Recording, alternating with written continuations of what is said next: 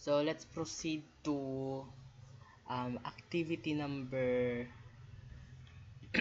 number 6, which is the SQS.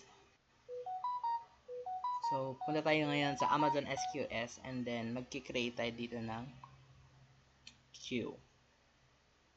So dito pipiliin lang natin yung standard.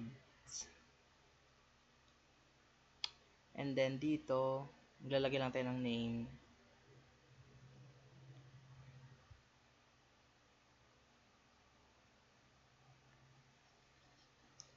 Yan. My first queue.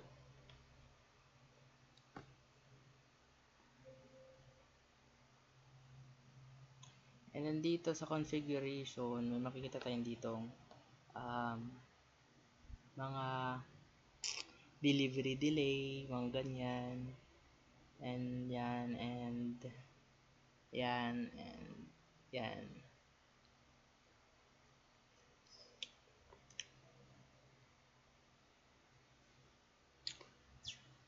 And scroll down lang natin dyan, and then yeah, isundan na natin yung default yan. Wala na tayo dyan papalitan. Scroll down and then create. So queue successfully created. And then dito magsasend tayo dito ng message.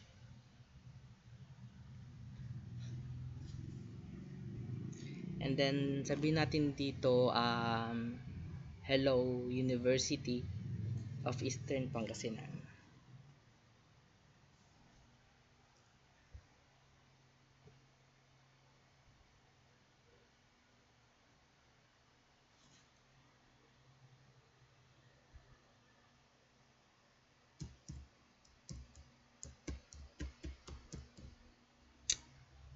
So send message na natin. And then yan your message is to be in and then pindutin natin yung pull for message. And then wait lang natin ng 30 seconds.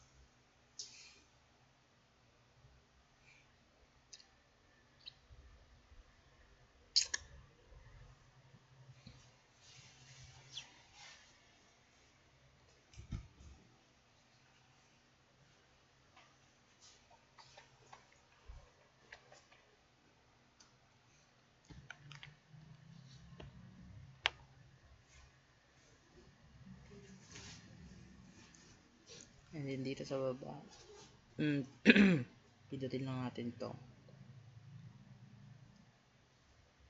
And then yan, na-receive na natin yung message na sinend natin.